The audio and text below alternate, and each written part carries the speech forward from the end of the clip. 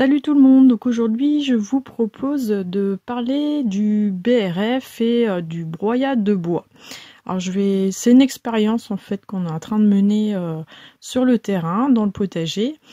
Donc je vais vous montrer un petit peu le souci que j'ai. Donc là on peut voir donc une butte qui a été paillée avec de la paille. J'ai mis 2 bottes de paille pour cette zone de culture qui fait 10 mètres carrés. Donc on peut voir que c'est vrai que la paille, ça évite l'enherbement. Et donc là, juste derrière, c'est une autre zone de culture qui fait exactement la même taille. Donc là, je n'avais pas paillé, j'avais juste mis les fans de légumes en quelque sorte. Et on peut voir que l'herbe est vraiment venue sur la parcelle. On ne voit plus du tout la parcelle. Donc là, j'avais fait un autre test donc avec des feuilles et on peut voir que l'herbe quand même a tendance à revenir, à se refermer en fait sur la parcelle. Donc ce qu'on a décidé de faire, c'est de tester tout simplement le BRF. Alors pourquoi? Tout simplement parce que sur le terrain, on dispose d'une grande quantité de bois. C'est une ressource qui nous permettrait d'être autonome en paillage. Alors je vais pas faire ça sur tout le potager, hein. Là il s'agit d'un test pour cette année.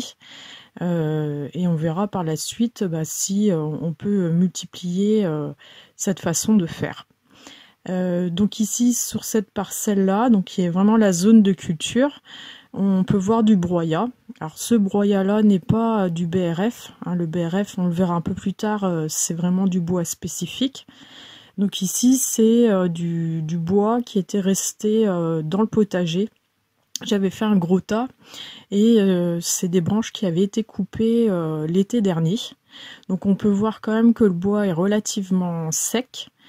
Même il est très très sec, hein. Ça sèche vite, hein, le petit bois comme ça.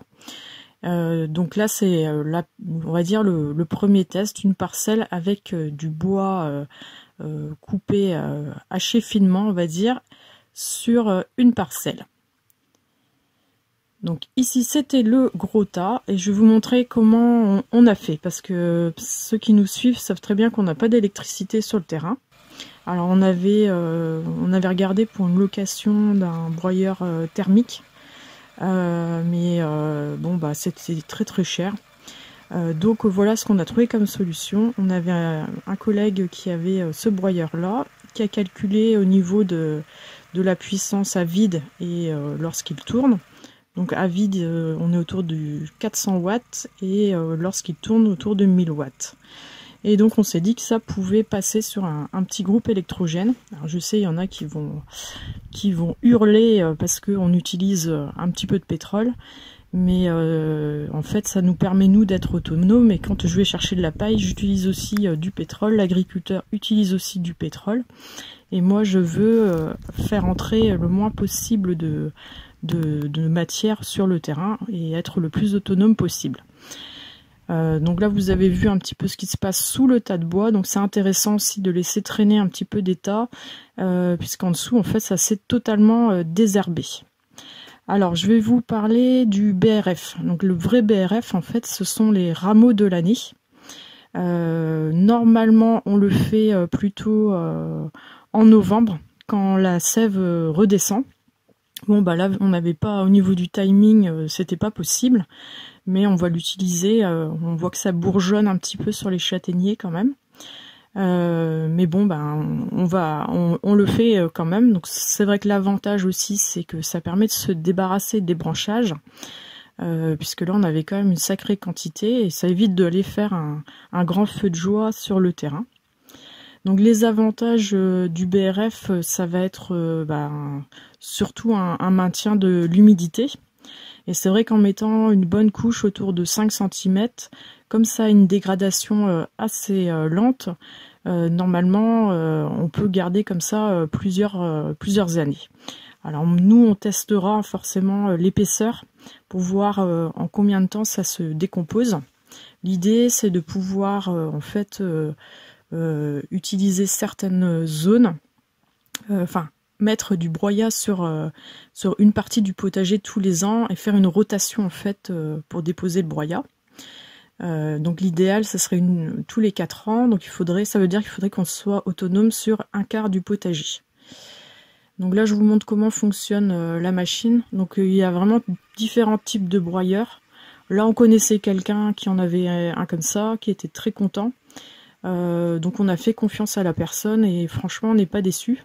Donc là, il y a une sorte de turbine qui vient vraiment hacher menu des tronçons et c'est vrai que ça les écrase. Donc ça forme vraiment des copeaux. C'est assez intéressant, je trouve. Il est pas mal du tout. Donc en fait, au niveau du BRF, l'avantage aussi, c'est que ça va nourrir le sol. En fait, ça va constituer un humus et ça va reproduire un sol qui se rapproche de celui du sol de la forêt. Alors forcément vient la question aussi, parce que c'est très riche en carbone, en matière carbonée, donc il y a ce qu'on appelle aussi la fin d'azote. Alors nous on va voir qu'on va l'utiliser cette fin d'azote, tout simplement on va pailler les allées, et l'avantage c'est que ça va étouffer l'herbe, et ça va m'éviter après derrière d'aller tondre les allées.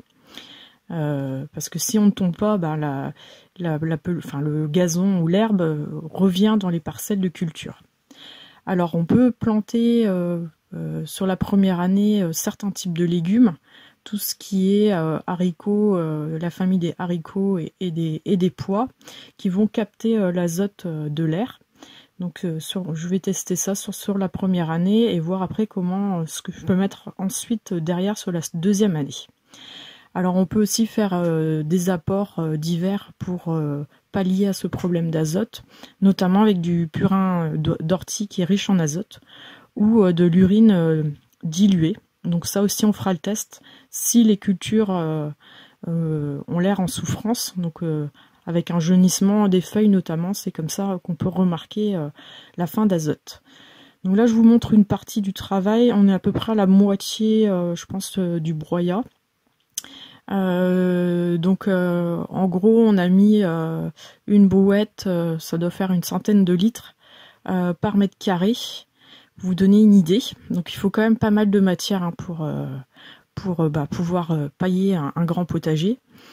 Donc je vous montrerai, de toute façon je ferai un suivi toute l'année pour vous montrer le résultat, voir comment ça se conduit. Et donc moi je suis preneuse aussi, comme c'est une expérience, de vos commentaires aussi, si vous avez testé ça chez vous avec du broyat sec ou du BRF, ça serait intéressant. Donc sur ce, moi je vous laisse et puis je vous dis à très vite, salut!